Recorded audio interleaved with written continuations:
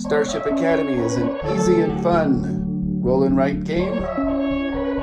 Every player is taking on the part of a Citadel Fleet Academy cadet, where you go through 7 semesters of training, of selecting dice, paying for them with your effort tokens, and recording your scores on your player sheet.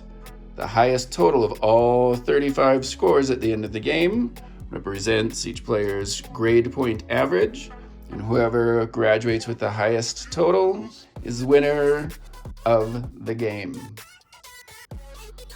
What each player will need is a copy of their report card. It has all 35 exams on it.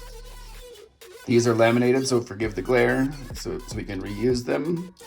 So you will need a writing utensil, so we're using a dry erase for this. Each player will also need 8 unique tokens to be their effort tokens. We've got a blue player and a red player here. The game needs 1 laminated copy of the Starship classroom board, or 7 copies of this on standard paper. And this is where we'll be placing the 5 exams, each of the 7 rounds of the game. You also need 1 set of polyhedral dice.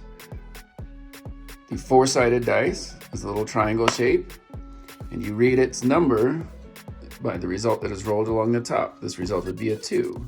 You have a 6-sided die, an 8-sided die, 10-sided die. One thing to note here is the 0 represents 10, and then a 12-sided die. You'll also need the deck of the 35 exam cards that can be printed out. We have them sleeved here. And that's all you need for the game, for setup.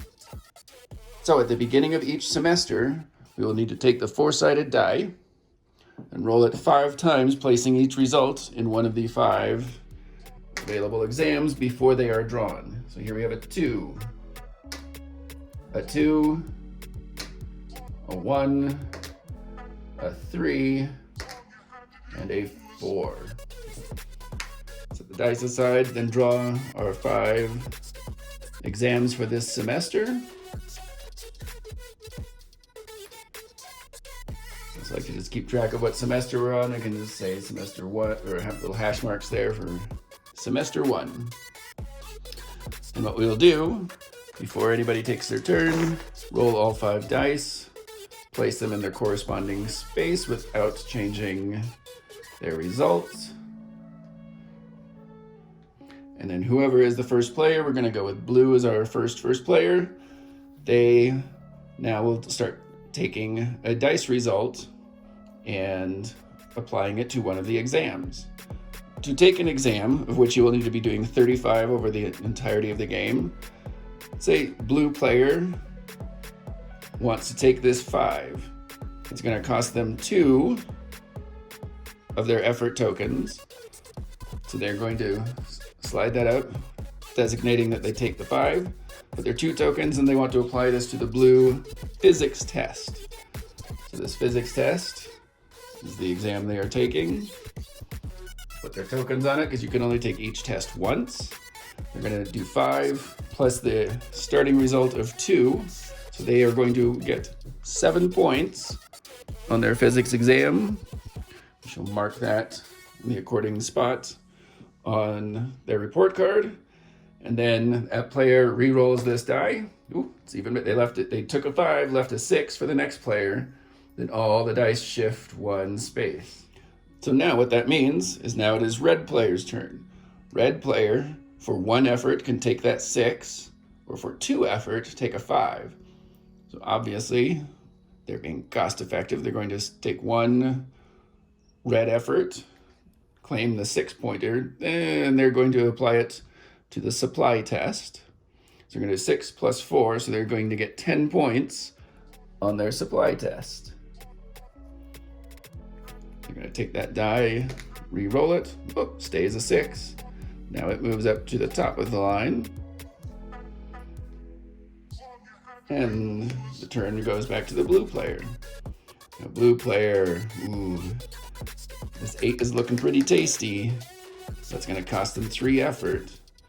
But you know what? For whatever reason, they decide they want that. They're going to pay 3 effort. place it on red recreation because that's what they decided they're going to apply it to. 8 plus 2 is another 10, is a 10 on recreation. I'm gonna mark that in, re-roll it. Oh, now they left a 10 in a cheaper spot for the red player. The red player says, yes, please, I would like that 10. They are going to take that 10 for 2 effort. They are going to do that on their physics test, so they're going to get a 12 on the physics.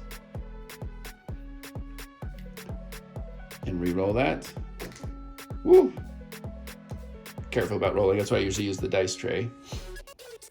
And so on and so forth. I did change that dice result, but we're going to ignore it for the moment for demonstration purposes. And that's how this game is played.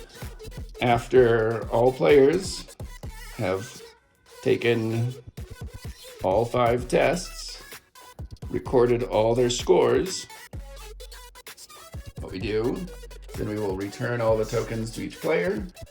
If they had any leftover tokens, like this red player did, they could add that 1 token to some test they've already taken, so they could turn this 10 into an 11. Return all the tokens. They have no extra left over. Discard these. Semester 2. We're going to write in 5 new results. If you're playing with separate sheets, all you need to do is go to a new sheet. Here we'd record 3, 4. Ooh, this semester is starting off much better. Well, 1. Maybe I spoke too soon. 2. And 2. But worked it for semester 2. Draw 5 new exams. Roll all the dice. Ooh, 12's gonna be showing up. And reset them. And that's how you play Starship Academy.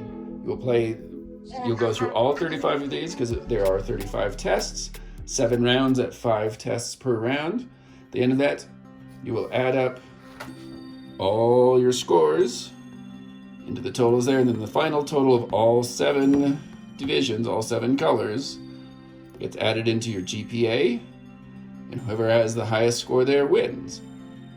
In the rules, we have some additional scoring tabulations should you want to beef it up a little bit. But the basic game is take 35 tests, selecting and paying for dice, and writing down the scores. Highest score wins. And that is Starship Academy.